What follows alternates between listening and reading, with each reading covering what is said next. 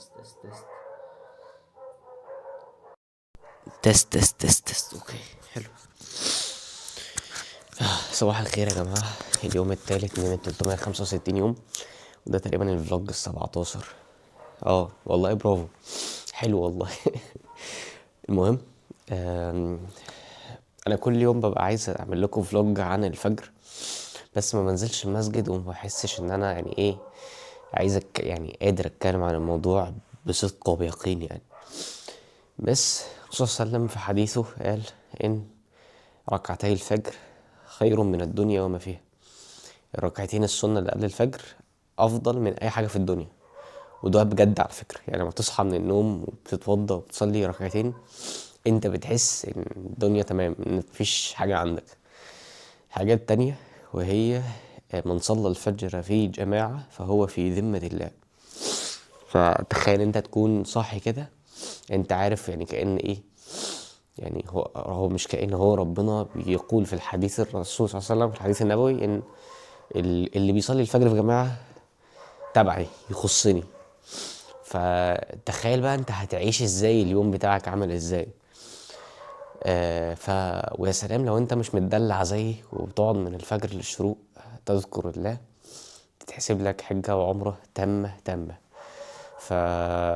يعني في اوفرز كتير قوي يا جدعان بتروح. يعني تخيل كده، ولله المثل الاعلى، انا بقول لك ان في واحد بيوزع 1,000,000 جنيه، بس انت بس محتاج تعمل حاجه واحده. بيوزع 1,000,000 جنيه على اي حد بيروح، بس انت محتاج تعمل حاجه واحده، محتاج تنزل تاخدها. في اوفرز كتير قوي احنا ما بناخدهاش فيما يخص الفجر، وفيما يخص الشروق، وفيما يخص السنه. بنقوم واحنا كسلانين، بنقوم واحنا وحشين قوي.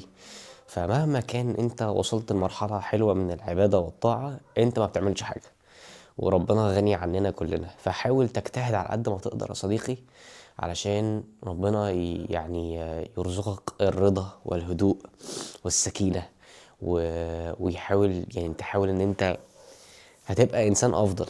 يعني ده انا اضمنه لك. اليوم اللي انت بتحاول تكون فيه كويس، اضمن لك ان شاء الله اليوم هيكون جميل جدا، وان مهما كانت المشاكل اللي هتمر بيها، ربنا هيدخل في قلبك السكينة. ودي حاجة صعبة قوي على فكرة ان هي تحصل. يعني انا بقول لك الكلام ده، انا شاب زيك يعني، فاهم؟ انا بحاول. بس دي حاجة من الحاجات المهمة.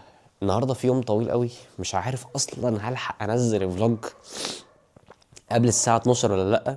ومش عارف هل ده يتحسب لي في التحدي لو انا مثلا نزلتها واحدة او اتنين ولا لأ. بس اليوم النهاردة طويل، وفي حاجات كتير جدا هبقى بره. فانا ما بحبش اظهر حياتي قوي، بس هو هيبقى في حاجات كتير بره. في طريق طويل، وفي مقابلة مع حد الساعة 7 مساء. وعندي بقى ايه بقية الشغل اللي بقى ما خلصتوش من امبارح هخلصه النهاردة. فمش عارف هلحق اعمل كل الحاجات دي النهاردة ولا لأ. بس تشالنج، يلا بينا نحاول. وقال ليس للإنسان إلا ما سعى. السعي اصلا المفروض، مش عارف انتوا تعرفوا المعلومه دي ولا لا، يعني هو السعي ان انت تحاول تسعى في ارضاء ربنا. يعني تسعى في ان انت تكون يعني مسلم، فاهم؟ المشي هو اللي تمشي فامشوا في مناكبها، اللي هو تحاول تاخد الرزق، وتحاول ان انت تسعى للرزق. ده مشي تتمشى له بس. فانا هحاول اتمشى يعني، وربنا ييسر ان شاء الله. وان شاء الله يبقى يوم جميل عليا وعليكم. من اهم الحاجات اللي اتعلمتها اول ما اصحى من النوم ان انا ما امسكش التليفون خالص، لان بيفرق جدا في ان انت مخك يبقى متنظم، وميبقاش في حاجه مشتتاه، وما تضيعش وقتك في اول ما تصحى. فيومك بيبدا برودكتيف على طول. انا عارف ان انت بتبقى عايز المود بتاع اللي هو ايه، اشرب القهوه واظبط دنيتي واقعد كده اتفرج على حاجه وبتاع. ده الكلام كويس جدا، بس لو انت يومك مش مضغوط اعمل كده. يعني قبل ما تصحى، قبل ميعادك ب4 ساعات، لو انت ما عندكش مواعيد غير بعد 4 ساعات اعمل كده. لكن طالما انت صاحي يعني اليوم بتاعك فيه حاجات، اوعى تمسك التليفون. ركز على ان اليوم يبدأ، معلش ريح بالليل. ده خروج موظفين ولا دروس في ايه؟ وحشني هندسة. والله وانت اقسم بالله انا مزنوق من الصبح هنا على فكره. ايه ده انت؟ انا جاي لك النهارده يا ابن الذين مش تقول ان انت جيت. انا جيت امبارح. انا بقول له ابعت لي والله العظيم جيت وحشني. امبارح. طب انا اجي لك يعني، عايزني اجي لك. لا انا قايل لك ان انا جيت امبارح القاهره، من القاهره. وكنت هجي لك والله، يعني انت بتكلمني فبقول لي طب يعني كنت هتجي لي القاهره والله كنت هجي. يا نهار ابيض. انا فعلا عايز اشوفك، انا مش عارف اقابلك. احنا انا يا جماعه انا مراتي من اسماعيليه، فانا جيت اشتغلت في اسماعيليه حبه. طفليه والله. والله العظيم اكتر واحد وقف جنبي تقريبا في اول فتره في حياتي هو الباشمهندس محمد غانم، في كل حاجه بقى. فاحنا شغالين على مشروع، انا مش هنقول اي حاجه دلوقتي، بس احنا شغالين على مشروع. المشروع ده يا جماعه بقاله سنتين في التنفيذ، سنتين. وقبلها سنه وهو بيخطط. والله صح. هو بيخطط لحد لما اتعرفنا على بعض. الابلكيشن مش هقول هو ابلكيشن ايه، بس هو يعني حاجه اتطورت مع الوقت لحد يوم ما بدانا نصور الكونتنت. يعني احنا بنطور في الابلكيشن لحد اليوم اللي بدانا نصور فيه المحتوى بتاع الابلكيشن. فاحنا كل شويه الفكره عماله تنضج، ومستنيين، مش هقول اللحظه المثاليه، بس مستنيين اللحظه الكويسه اللي الناس تشوفها. يا رب ف حاجه كويسه وحاجه مفيده للناس، او حاجه بتسهل للناس الحياه شويه. مش عايزين ماشي. بالله عليك مش عايزين نحرقها. خلاص. بس احنا يا جدعان بقى لنا بجد، انا كمروان شفت سنتين، مش مهندس محمد غانم ممكن سنه وقبلها، وحاجات كتير بقى. يعني هو الراجل ده كحرت في الحوار. الميكانيكيه، وناس تقول لك احنا بنعمل بنصمم ابلكيشن، هو اصلا يعني كفيل الاقرب الى قلبي في اسماعيليه.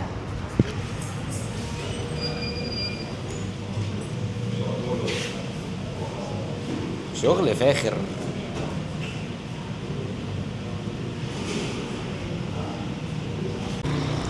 الكافيه ده من اقرب الكافيهات لقلبي في مدينه اسماعيليه. وده لان انا عملت فيه حاجات كتير قوي، يعني اشتغلت هنا كتير قوي. عملت حاجات كتير قوي لنفسي هنا. يعني عملت كتاب هنا، بدأت الكتاب بتاعي هنا. عملت اول كونسلتيشن 1 تو 1 اوف لاين كانت هنا. فبحب المكان ده، لان بعيدا عن كل حاجه كمان صاحب المكان ده يعني انا بعزه قوي وبحبه قوي. لو بيتفرج على الفيديو ده فيعني احييك. انا بحب الاوبريشن بتاعه المكان، بحب روح المكان، فايبس المكان، كل حاجه فيه بصراحه جامده. كواليتي القهوه كمان هنا حلوه. فهي حاجه زي ما نقول كده اللي هو ايه، حاجه اليت موجوده في مدينه اسماعيليه، بحبها قوي بقى. يعني انا بحب الفايبس بتاعه المكان ده. داير. بصوا يا جماعه، ده اصلا كينج التفاوض. يعني انا كان دايما ببقى انا متهور جدا، وهو تلاقيه كده ايه قاعد ما يتكتك، واول ما يعرف هيدخل يتفاوض منين بالظبط تعرف نقطه. لا تلاقيه بقى بدأ هو اللي بيجري، وبقيت انا اللي هو ايه ده انت متاكد ان انت بتقوله بالظبط. ومشكله ان اللي بيقوله غالبا بيبقى 90% صح. يعني احكي لنا عن فن التفاوض، فن الهق والماء. بص اقول لك الموضوع. بص الموضوع يا حبيبي، اصل انا يا جماعه في فيديو منتجته واتمسح. اليوم ده حلو. بص التفاوض ليه اشكال كتير وانواع كتير. في تفاوض لو انت بتشتري حاجه، وفي تفاوض لو انت مثلا عايز خدمه من حد، او في تفاوض لو انا عايز منك مصلحه. يعني مثلا انا لو جيت دلوقتي بقول لك انا محتاج عربيتك مروان توديني القاهره، طبعا انت هتقول لي القاهره دلوقتي وبتاع، صعب يعني. طلب مش منطقي اصلا. اقول لك وديني اسكندريه، فطلب مش منطقي. بس انا ممكن يكون التارجت في بتاعي ان انت توصلني البيت هنا جنبك، فانا لما اطلب منك حاجه بعيده قوي هتقول لي لا. فلما اجي اقول لك طب خلاص وصلني البيت وانا هظبط اموري، فانت طبيعي عقلك اوتوماتيك هيسيستم انك هتوصلني البيت. ما انا مش هعرف اقول له مرتين لا ورا بعض. انت محضر لللا الثانيه. ايوه. يعني فاللي هو انت مثلا عايز حاجه معينه، يعني انت بتروح لبعيد. أيوة. عشان تاخد القريب. حتى في اهدافك وطموحاتك. مثلا لما شكسبير قال لك ايه، اذا اردت ان تصوب نحو يعني لو عايز تستهدف المأذنه فصوب نحو السماء. يعني ابعد قوي عشان اوصل للايه، للمرحله اللي انا عايزها. هو الهندسه يعني انت شركتك بتاعت المقاولات بقى لها قد ايه؟ بقى لها من 2013 حوالي كده 12 سنه. 13 سنه او 12 13 بي سنه. ام بي وام بي اي ومشاريع يعني ما شاء الله، مشاريع دخل في كل حاجه تقريبا ممكن تتخيلوها في التجاره. فالراجل يعني بيديكوا انا بقول لكم والله العظيم جايب لكم الزبد يعني. حبيبي حبيبي والله. لا بس لا، وانت مروان ما شاء الله يعني بتلقط بسرعه، بتتعلم بسرعه. ودي حاجه على فكره، لما تكون بتعمل ديل مع حد وماشي مع حد، لازم يكون في معاك في نفس الحته او فاهمك. ايوه يعني تديله المفتاح، ما يتغباش بقى يقول لك يعني ايه في أيوة. ايه. لا تديني يعني سلمني واسلمك. ايوه. طب انا عندي سؤال تاني. طب اه ما شاء الله ممكن يكون يعني ماشي ماشي. اخر زماره اخر زماره. ادي انت ممكن تكون ما شاء الله من يعني من اجدع الناس انا اتعاملت معاهم في حياتي. يا حبيبي ده ربنا مش عشان يخليك. قدام الكاميرا. عارف والله يا حبيبي، انت ربنا عارف. اكيد اتخزوقت كتير من الجدعنه. اه طبعا. طيب انت طبعا. بقى يعني ازاي بتكمل على الاثر الطيب بتاعك؟ بص اقول لك على حاجه. يعني اكيد سلوكك ممكن فاهم اللي هو بص ليه انا بص ببقى كويس انا والناس انت اتكلمت في نقطه كويسه قوي. انا دايما كنت يعني كنت زمان غير دلوقتي، يعني لازم كل فتره بتعمل ابديت لشخصيتك ودماغك. يعني مثلا انا صحيت مروان وحسيت ان مروان قليل الاصل في حاجات، يعني طبعا انت مش الكلام ده الرجوله كلها والله يا مروان. لو انا مثلا بتعامل معايا وبقل معاك في حاجات، فانت بالطبيعي بتقول طب انا لا انا عايز اكون زيه، انا هكون وحش زيه.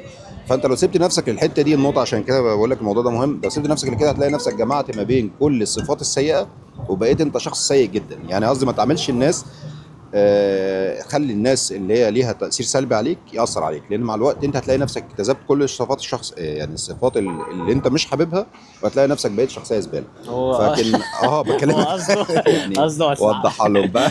قصده ما تتعاملش بسوء خلق الناس التانية، اتعامل بحسن خلق اللي ربنا اداهولك. لا بيحصل معانا أيوة. مثلا حد يعمل معاك موقف تقول والله انا عايز اكون زيه، انا هعمل زيه. ايوه بس انت ما فتلاقي بتقدرش. ما انا بتقدرش شفتها. ما بتقدرش لا ده حقيقي ما بتقدرش.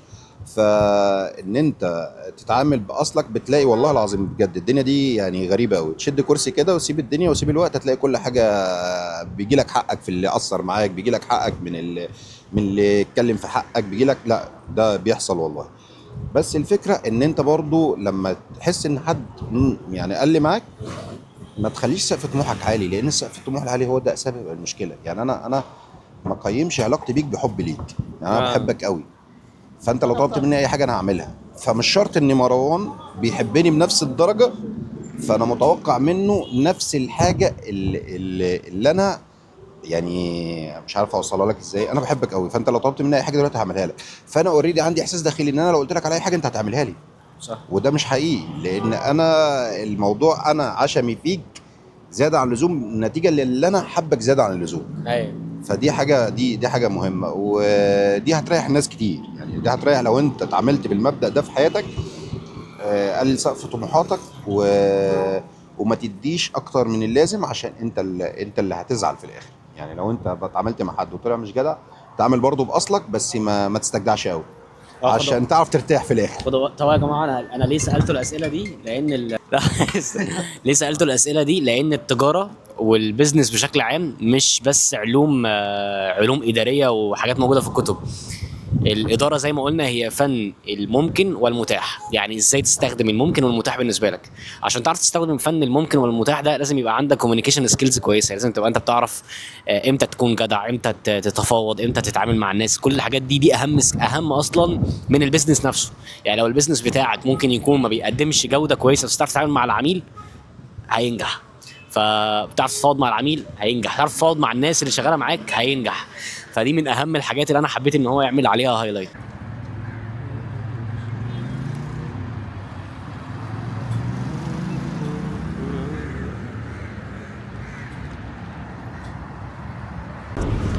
داخل دلوقتي ميتنج مع صديقي اللي كان بعت لي على الانستجرام، ونشوف كده ازاي ممكن نساعد بعض في الرحله. انا سامعك اهو. ايوه انا كمان سامعك. ازيك عامل ايه؟ الحمد لله. مش عايز اقول لك انا مبسوط جدا. انا مش عارف انت دخلت معايا ازاي اصلا، مش متوقع انت هتوصل للمرحله دي اصلا. والله يا ابني انا بعمل كده مع كل الناس. بجد والله. والله بعمل كده مع كل الناس. اصل يعني فاهم انت اللي هو انا انا اوصل للمرحله دي مع حد اصلا. واخد عهد ان ايا كان عدد الرسائل او ايا كان عدد الناس اللي بتبعت اي اسئله ان انا لازم ارد عليهم كلهم. انا في الاول لما بدات ما كانش في حد بيرد عليا خالص. زي يعني يا جماعه احنا بقى انا هقفل دلوقتي التصوير وارجع لكم تاني. اول واحد يخترع المالتي تاسكينج كان احمد عثمان، مش شات جي بي تي عامه يعني. بس عشان دي مش واخده حقها. كاتب روائي، مهندس كبير قوي، مش كل الناس تعرف الراجل ده بيعمل ايه. كونتنت كريتور. ايه تاني؟ صحفي. ماليش دعوه بالصحافه. قول لي عايز ايه وانا معاك اعبي الشريط بصوتي. انا عايز اعرف اولا الشباب كلها محتاجه تتعلم ازاي تعمل اداره لاهدافها وطموحاتها، وازاي تحط لها اكشن بلان. خلي حد يعلمنا كل نفسي اعرف الثقه دي جايه منين. ازاي بتعمل كل ده؟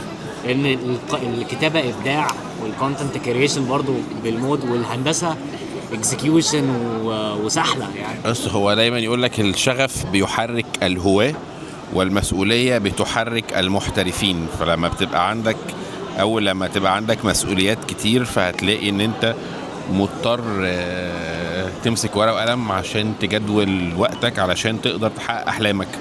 لكن يمكن في ناس فاهمة الشغف ان هو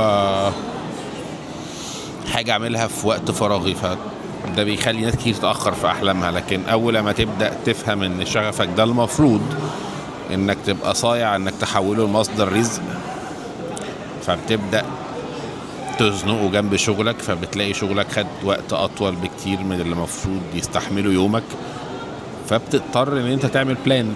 صح. هو تايم مانجمنت ده 80% من النجاح يعني الوقت ده.